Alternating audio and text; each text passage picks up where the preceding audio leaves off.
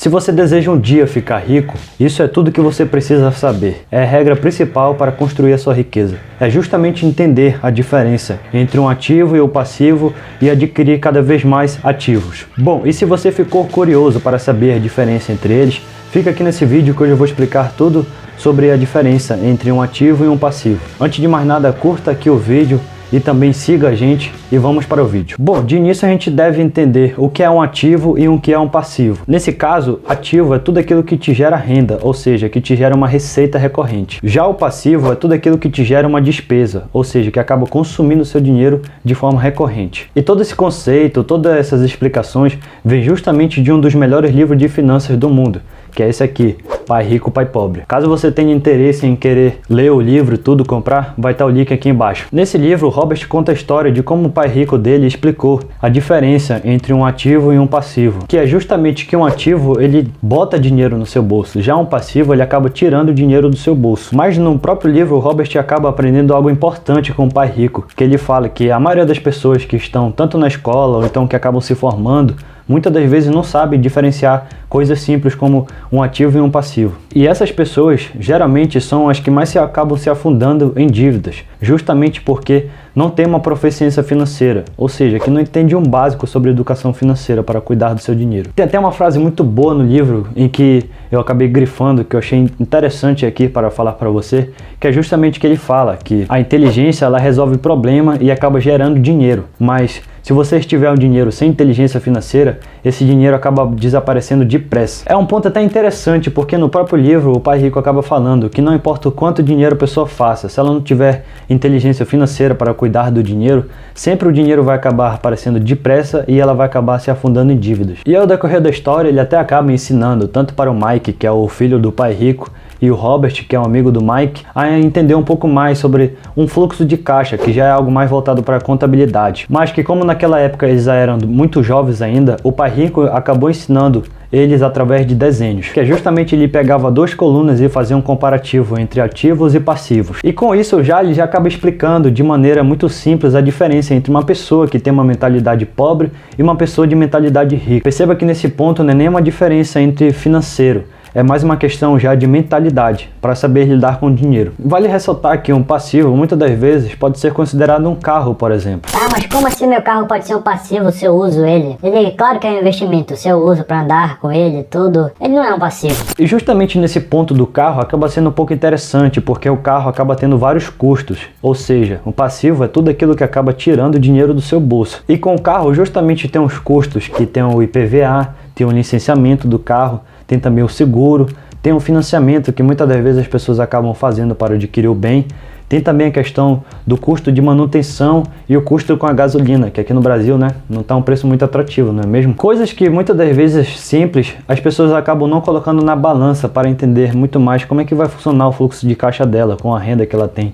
dos ativos e os custos com os passivos. E para entender um pouco melhor como é que funciona o que é um ativo e o que é um passivo, eu fiz aqui um exemplo básico para você. Primeiramente eu vou falar tudo aquilo que é um ativo, ou seja, aquilo que acaba gerando uma renda para você. Um ativo pode ser considerado um emprego, títulos como o Tesouro Selic, um CDB ou até um LCI ou um LCA, ações de empresas brasileiras e também de empresas estrangeiras, fundos imobiliários aqui do Brasil e também estrangeiras, negócios que não acabam dependendo da sua presença e também imóveis destinados a aluguéis. Nesse ponto aqui, entenda que tudo agora que eu falei para você é que acaba gerando de alguma forma uma receita para você. Até um carro muitas das vezes pode ser considerado um ativo caso você trabalhe com ele, seja através de aplicativos como o Uber ou 99. Se de alguma forma ele acaba te gerando uma receita, ele pode ir para a coluna de ativos. Caso ele não te gere uma receita, infelizmente ele vai ter que ir para a coluna de passivos. Então, com tudo aquilo que eu acabei explicando aqui sobre os ativos, é que você acaba recebendo um salário, tem os rendimentos com títulos, você recebe os dividendos tanto das ações quanto também dos fundos imobiliários, tem também as outras receitas. Agora vamos explicar um pouco o que pode ser um passivo. Um passivo, como eu já havia falado, pode ser considerado um carro,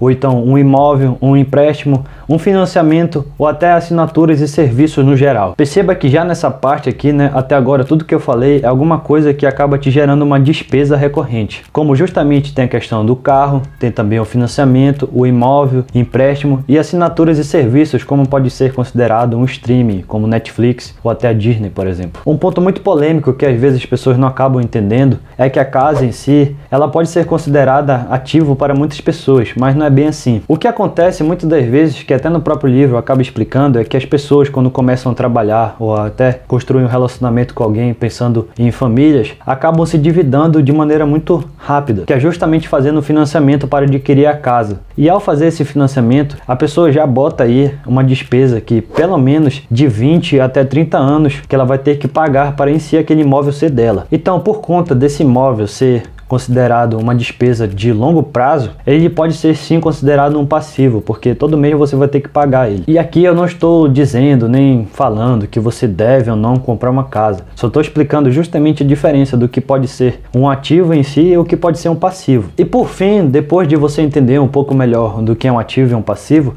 você deve fazer um comparativo entre ativos e passivos. Nesse caso, ao fazer o comparativo, você pode tanto ficar no 0 a 0 quanto também ficar de uma maneira positiva no lado dos ativos. A maneira que eu falo no 0 a 0 é quando as pessoas muitas das vezes elas não pensam em ficar multimilionárias, extremamente ricas, que muitas das vezes é a tão sonhada estabilidade que as pessoas procuram, que com isso é justamente a receita que elas têm dos ativos delas abatendo os seus passivos. Tem até uma frase muito interessante no livro que eu vou falar agora para você, que nessa frase em si o Robert até acaba falando o que pode ser riqueza para ele, que é justamente o que ele fala, que a riqueza é a capacidade de uma pessoa sobreviver pelos dias que ainda virão, ou se parar de trabalhar hoje, por quanto tempo é que você poderia sobreviver com o dinheiro que você tem? Ele não fala a parte do dinheiro, mas é que vem a questão. Se você hoje em dia para de trabalhar, que é tão sonhada aposentadoria, será que realmente você consegue sobreviver com o dinheiro que você tem? Mas o que muitas das vezes acaba acontecendo é que as pessoas não acabam focando nos ativos, e sim aumentar cada vez mais a coluna de passivos, e com isso acaba tendo saldo negativo na conta. E quando acontece isso, as pessoas muitas das vezes acabam se endividando cada vez mais,